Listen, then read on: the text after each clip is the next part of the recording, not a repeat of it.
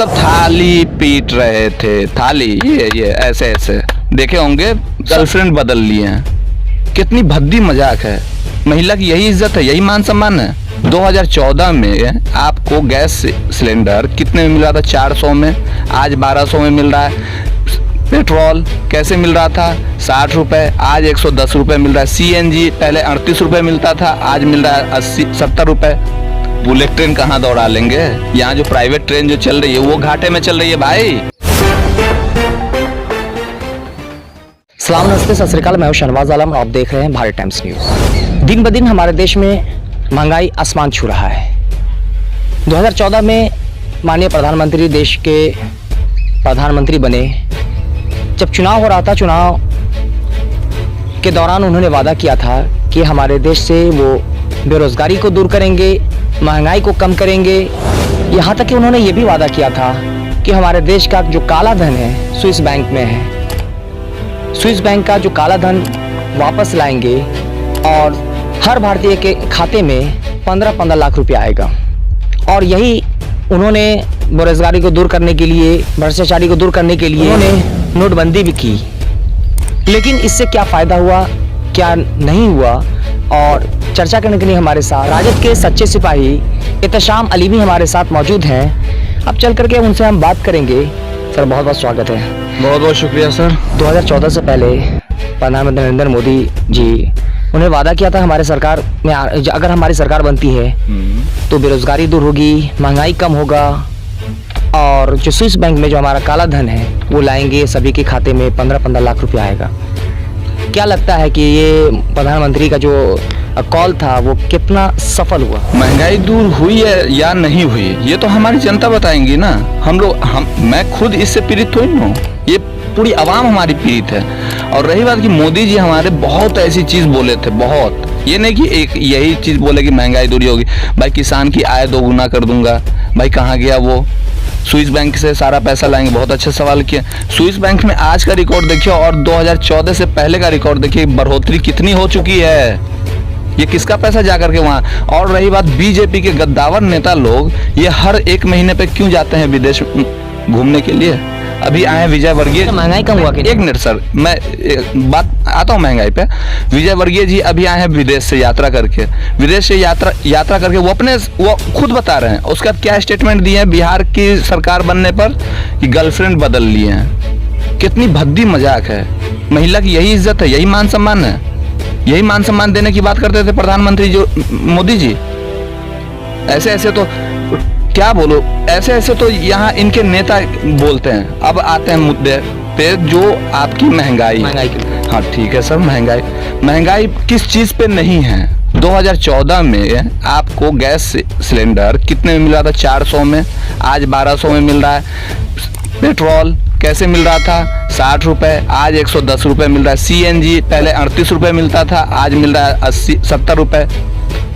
ये सब फर्क, ये तो 1-2 चीज को मैं जो गिना रहा हूँ। अभी 2 दिन पहले दूध पे जो बच्चे से लेके, बीमारी से लेके, सारे किसान से लेकर हर कोई इसको इस्तेमाल में यूज करते हैं, दूध पे 2 रुपया बढ़ाया गया। भाजपा समर्थक है, उनका कहना है कि महंगाई नहीं बढ़ी है। महंगाई उससे कैसे पता चलेगा? वो तो हमारे पॉकेट से जो डकैती करते हैं टैक्स के रूप में, वो सारा पैसा तो वो लोग खुद यूज करते हैं। कभी कोई सरकार गिराने के ऊपर दुरुपयोग करते हैं, कभी है ना वहाँ किसी मंत्री को देखिएगा, मंत्री पकड़ाए जाते हैं कभी कहीं। अभी तो कुछ नहीं है। जब हमारी 2024 में जो महागठबंधन की सरकार बनेगी तब देखिएगा, सच बता रहा हूँ, भरोसा रखिए, आप देख लेंगे। तिरंगा यात्रा जो निकला है ना, मैं इनका सम्मान करता हूँ। इसी तिरंगा यात्रा की तरह देखिएगा जेल भरो आंदोलन भी इन्हीं के मतलब नेतागण के से ही पूरा किया जाएगा। इतने जेल में जाएंगे ये लोग। आपके खाते में 15 लाख आए कि नहीं? मेरे खाते में तो बहुत आ गए हैं 15 लाख। तो इसीलिए तो मैं पुरानी अपनी जो मेरे पापा की विरासत की जिप्सी थी ऐसे वो यूज कर रहा हूँ। ये सब बहुत सारे लोगों का कहना है, भाजपा समर्थक का कहना है, भाजपा नेता का कहना है 15 लाख अगर आप जोड़ेंगे, कैलकुलेट करेंगे तो 15 लाख क्या, उससे कहीं ज्यादा सबके खाते में आ चुके हैं। किस तरह से बता दीजिए, थोड़ा हमें भी बताइए। अरे भाई किस तरह से, बोलने से थोड़ी न हो जाएगा। अच्छा, महंगाई बढ़ी है तो कहा जाता है कि कोरोना वायरस को लेकर के जो लॉकडाउन हुआ उसमें जो है प्रधानमंत्री नरेंद्र मोदी यानी हमारे देश की तरफ से फ्री वैक्सीनेशन दी गई है, इसकी वजह से महंगाई बढ़ी है। देखिए, प्रधानमंत्री जी को हमारे अनुभव से अगर उन्हें प्रधानमंत्री नहीं होना चाहिए, उन्हें बाबा होना चाहिए। अब क्यों, मैं साबित कर रहा हूँ थोड़ा ये जब कोरोना काल चल रहा था तो ये बाबा हमारे और हमारे अमिताभ बच्चन, बहुत ऐसे महानायक सब जो थे वो सब थाली पीट रहे थे। थाली ये ऐसे ऐसे देखे होंगे, सब कुछ पीटे। थाली पीटने से मतलब कोरोना दूर हो जाएगा। वही जो हम लोग थाली पीट रहे थे, वहीं पे इकोनॉमी हमारा ग्रोथ कर रहा था ऊपर की तरफ, जो हमारे मोदी जी गिना रहे हैं और उनके भक्त गिना रहे हैं। देखिए, भाजपा समर्थक या भाजपा नेता का कहना है कि जो विरोधी हैं, उनके विपक्षी है, वो उनको मतलब जो भाजपा की जो तरक्की है, जो देश का विकास हो रहा है उनके मतलब सरकार में, ये रास नहीं आता है। इसी वजह से वो लोग इस तरह से जो आप लोग जो हैं उन पे तंज कसते हैं, जबकि भाजपा की हुकूमत में जो केंद्र में सरकार है, केंद्र में उनकी सरकार है और देश विकसित हो रहा है, विकास कर रहा है। इसको आपको नजर नहीं आ रहा है? ये कैसे नजर आ जाए? बुलेट ट्रेन ला रहे हैं। बुलेट ट्रेन कहाँ दौड़ा लेंगे? यहाँ जो प्राइवेट ट्रेन जो चल रही है वो घाटे में चल रही है भाई।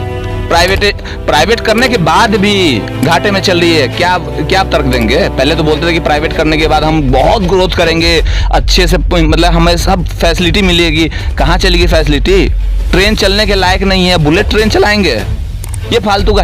अभी आपको मैं बता दूं, 6 साल पहले यूपी में केंद्रीय किसान मंत्री के सामने में माननीय मोदी जी ने कहा था कि किसान की आय दोगुनी कर दूंगा 6 साल में।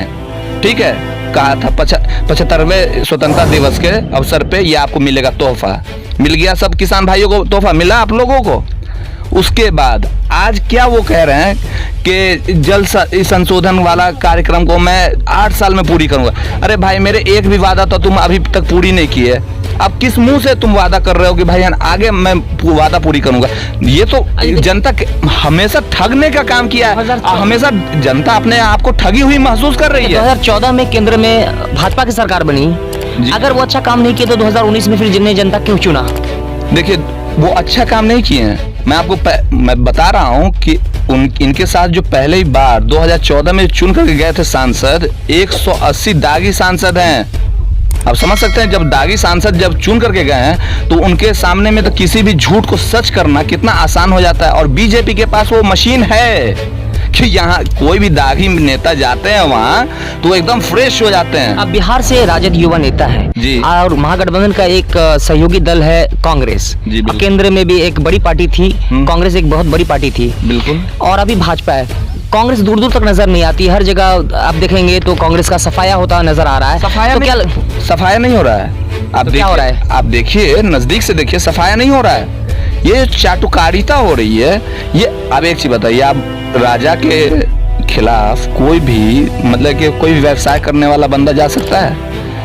पत्रकारिता अब व्यवसाय हो गई है, ये बिजनेस हो गया है। पहले वाली पत्रकारिता नहीं है कि जो सच्ची पत्रकारिता करते हैं। कितने ऐसे, लेकिन सब लोग ऐसे नहीं है। मैं कैसे विश्वास कर लूं?